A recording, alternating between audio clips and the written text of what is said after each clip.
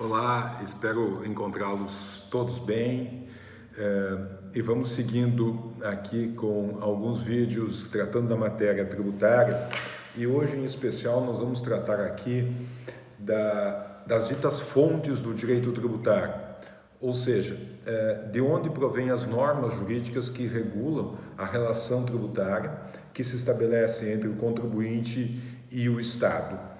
E vejam que, embora se possa criticar o positivismo jurídico, nós não podemos prescindir, de normas de direito positivo que regulem o dever de pagar tributos. Afinal de contas, nós estamos tratando de um dever jurídico que está estritamente vinculado ao princípio da legalidade, ou seja, talvez só o direito penal seja tão vinculado à ideia de lei como o direito tributário.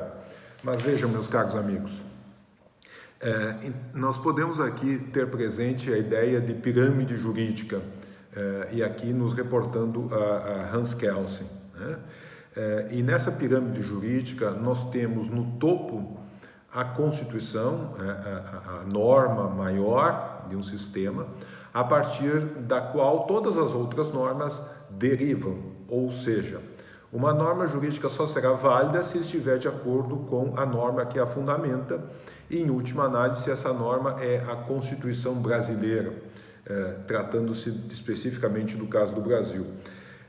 Logo abaixo nós vamos encontrar as emendas constitucionais e, em seguida, descendo um pouco essa escala, as leis, e aqui nós temos que enfrentar uma discussão acerca da existência ou não de hierarquia entre leis complementares, leis ordinárias, e entender como funciona o Instituto da Medida Provisória dentro desta escala, bem como os tratados internacionais, que ocupam uma posição que se poderia dizer, e aí na sequência nós vamos examinar, uma posição igualitária dentro dessa escala de normas jurídicas com algumas especificidades.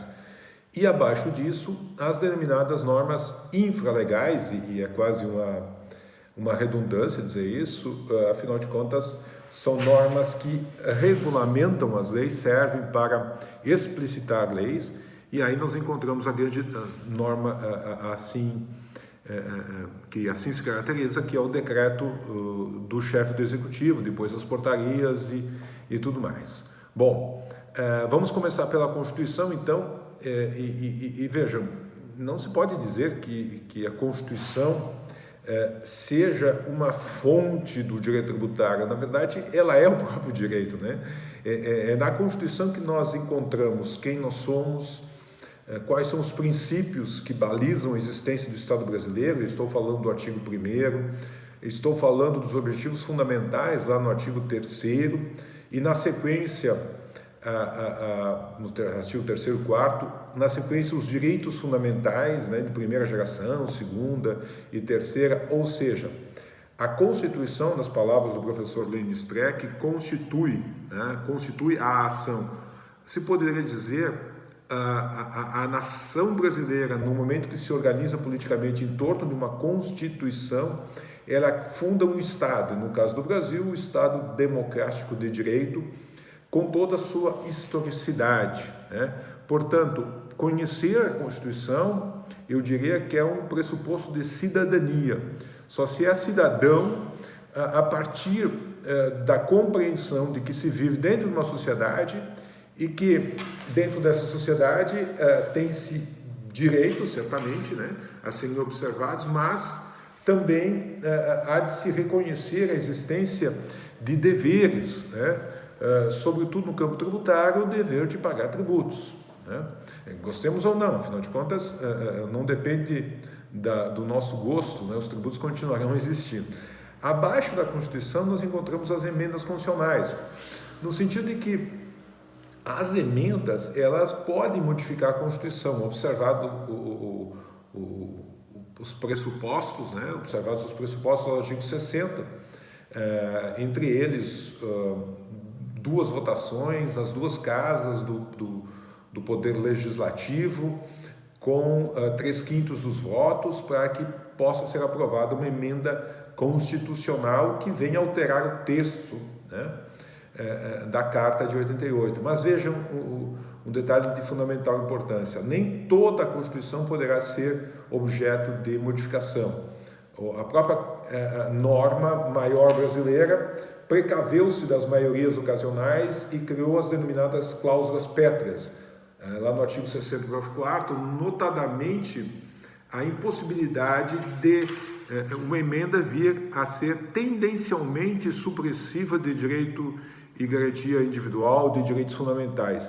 E, portanto, se pode dizer que todo o rol dos direitos fundamentais que estão contidos claramente no artigo 5º, 6º, 7º da Constituição, mas também, segundo jurisprudência do Supremo Tribunal Federal, no próprio artigo 150, que trata dos princípios constitucionais tributários, isso tudo não poderá ser objeto de emenda tendente a amesquinhar essas garantias que estão contidas na Constituição.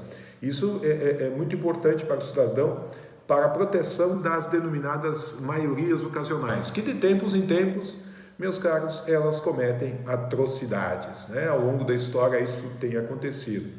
Nessa pirâmide nós encontramos abaixo as leis. E a lei é um instrumento ordinário, normal, de instituição, de alterações no campo tributário. Porém, a Constituição criou uma figura chamada lei complementar, né? E essa lei complementar, diferentemente da outra lei que é a ordinária, ela tem um quórum qualificado de aprovação. Ou seja, para que uma lei complementar seja aprovada, é necessário a votação por maioria absoluta, nos termos do artigo 69 da Constituição Federal. E é por isso que a Constituição reservou aquelas matérias de maior relevância à exigência de aprovação via lei complementar. Por exemplo, a instituição do Imposto sobre as Grandes Fortunas. Talvez isso explique um pouco a razão pela qual, até o momento, esse imposto que está previsto na Constituição não foi instituído ainda. Mas a pergunta que se estabelece é: existe uma hierarquia entre lei ordinária e lei complementar? Ou seja, a lem complementar, por ter um quórum qualificado,